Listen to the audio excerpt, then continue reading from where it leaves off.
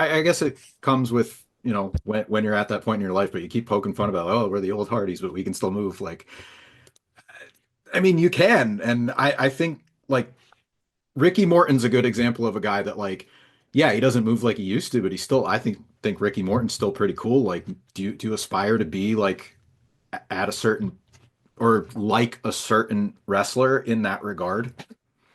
Man, I owe a lot personally to Ricky Morton. I mean, I because of him is the reason I sell like I do, and I'm always trying to make the tag when I'm getting beat up.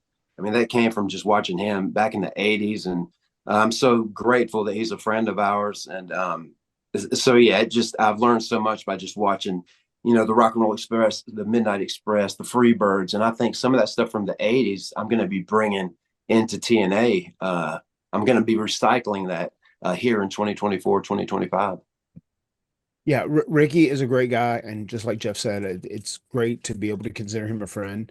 Ricky was always so humble and so kind to us. We got him booked for Total Nonstop Deletion, an event that was filmed entirely at the Hardy compound. He was in Apocalypto, where we were looking to have like all of the tag teams that we could in this match to prove that we were the best in all space and time. Is what we were doing at that period. So Ricky was out here, and he said because we utilized him, and that became kind of a rebirth for the Rock and Roll Express. He swears up and down like that's what led to his Hall of Fame induction, and he kind of had a rebirth in wrestling and whatnot. And I'm very grateful for that. Ricky has Mhm. done so much to help us both out.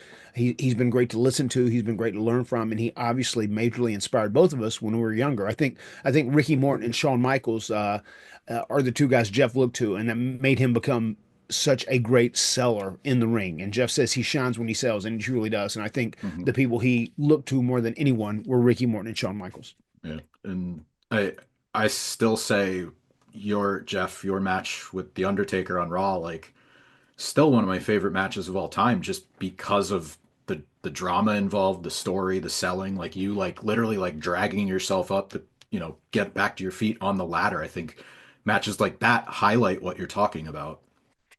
Yeah, and that's one when you watch that match still, man, that there's one comeback when I fight back, and it's so exciting, man, because the people were right there with me, but then he just simply lays me out with a punch.